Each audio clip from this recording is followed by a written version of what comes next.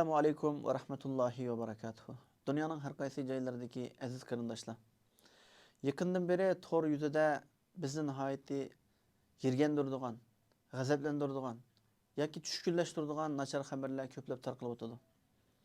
Bu xabarlar mayli rost bo'lsin yoki yolg'on bo'lsin, bizni ruhiy kayfiyatimizni tuvallatib, vatanimizning mustaqilligiga, xalqimizning bu qulluqdan qutulishiga bo'lgan ishonchimizni nihoyatda tuvallatib yetib boradi. Shuning uchun men xalqimiz ichida taraqqiy qilayotgan, xalqimiz uchun untinsiz, maxfiy holatda xizmat qilayotgan nurg'ulg'an kishilarning borligini va buning bir misolini sizlarga so'zlab bermoqchiman. Bugun ma'lum bir qarindoshimiz bilan ma'lum bir oshxonada yoki restoranda tomoq yeyish uchun so'zlashdik. Lekin o qarindoshlarimiz yo'q, u oshxonaga bormayli. U oshxonada xiroin chekadigan nachar bolalar ishlaydi ekan dedi. Men o qarindoshim, oshxonaning xo'jayini nihoyat yaxshi, esil bir odam. Oshxonaning go'shi ishonchli, tozaligi pokiz, ta'mi o'xshaydi. Ishlaydigan bolalar bilan bizning munosabatimiz yo'q.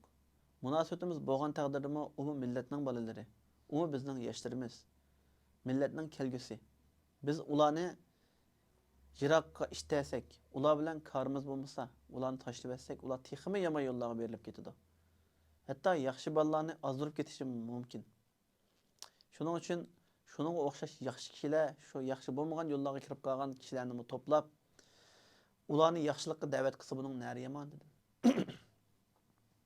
Bu yerda qarindoshimiz buning qo'shilib, shu oshxona tomoq yedik va oshxona xo'jayini bilan paranglashib qoldik. U oshxona xo'jayiniga bo'lgan ahvolni aytdik. Oshxona xo'jayini nihoyat xush bo'lgan holatda, "Bek yaxshi dedinglar. To'g'ri debsizlar. Bizningmi yaqin atrofimizdagi do'stlarimiz bizga nima uchun mushundaq bolalarni ishlatisizlar? Nimishqa bularni oshxonalarga olib keldinglar?" deb bizdan og'rindi. Biz ularni to'g'ri tushundik. Lekin biz hozir bir necha oy jarayonida 10 ga yaqin mush millatning farzandlaridan mushundaq yomon yo'llarga o'ginib qolgan, ammo pushaymon qilgan. Bu yomon illatdan, ya'ni xiroindan chekitishni, buni tashlashni xohlaydigan qarindoshlarimizni yig'ib, ularga yordamchi bo'ldik. Ularni yaxshi ishga o'rlashtirdik. Tamoqini yaxshi berdik. Yaxshi nasihatlarni qildik, dardlarini angladik. Oqibatda 10 ga yaqin yosh bolalar bu xiroindan qutulgan bo'ldi. Hatto bizni yaxshi ko'rib, o'zining akasidanmi, ota-onasidanmi yaxshi ko'radigan, bizning qadr-qimmatimizni qildigan, nada ko'rsa voy aka deb bizni quchoqlab, biz bilan yaxshi ko'rishadigan o'sha holatga yetdi.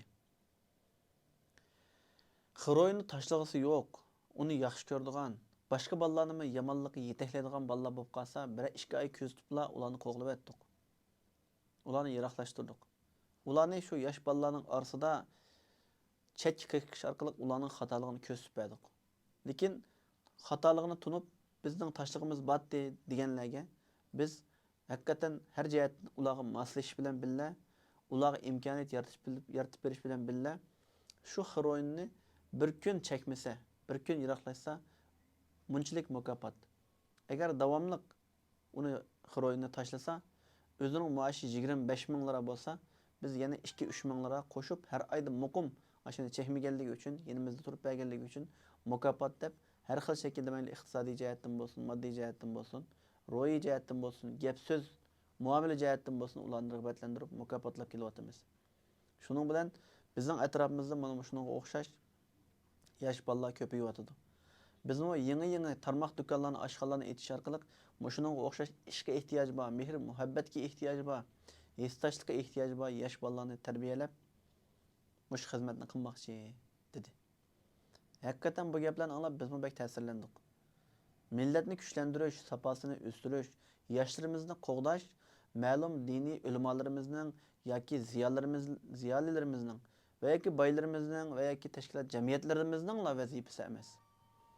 Hammamiz o'z imkoniyatlarimizning yetishicha, o'z sohayimizda o'zimizning qo'limizdan kelishicha bir yandan qo'l chiqarib, bir yerdan bosh chiqarib, moslashib, taqtimizning yetishicha har sohada millatimiz uchun, xalqimiz uchun, islom ummatining bir parchasi bo'lgan Sharqiy Turkistonliklar uchun, davorimiz uchun, mustaqilligimiz uchun yaxshi ishlarni qilsak, Albatta bo'ladi. Mas'uliyatni ma'lum kishilarga yuklab qo'yib, ularni ag'rinib, ulardan yomon so'zlar bilan, bo'htonlar bilan yoki boshqa ishlar bilan biz o'z vazifamizni ado qilmasak, yaxshi ishlarni qilishdan to'xtab qolsak, biz oxiratda ham hisob berolmaymiz, dunyoda ham o'z vijdonimizga, o'z hayotimizga loyiq yashayolmaymiz. Bizningki ahdimiz, bizningki kurishimiz hargizmi ma'lum shaxsga, ma'lum shaxsningki yaxshiligi yoki yomonligiga emas. Ma'lum diniy tashkilotning va yoki ma'lum ulamolarning yaxshi yomonligiga emas, balki millatimizning, xalqimizning, Sharqiy Turkistonliklarningki oliy g'oyasi bir davlatning qurilishi, bir millatning saqlanib qolishi, necha millionlagan insonlarimizningki shu zulmat, qorong'ulik, zolimning ishg'oldan, tajovuzchiligidan, zulmidan qutuldirish. Bu g'oyamizdan hargiz yanmasligimiz. Buning uchun bir millim bo'lsa-mu, bir santim bo'lsa-mu, cho'ng bo'lsin, kichik bo'lsin, davomli olg'a ilgilashimiz kerak. Mushuning o'xshash nurg'ulg'an qarindoshlarimiz, nurg'ulg'an xalqimiz garchi o'tirg'a chiqib qilgan ishlarini boshqalarga so'zlab bermasa-mu, ostirtdan har xil shaklda mana mushundaq yaxshi to'hfalarni qo'shib xalqimizni kuchlantiryotdi. Shuning uchun biz hargizmi umidsizlanmasligimiz, har vaqt sabit qadam bilan dag'dam yo'l ilishimiz kerak. Har vaqt yaxshi duolarda aslashib turaylik. Ko'rishguncha omon bo'lgaysizlar. Allohga omonat.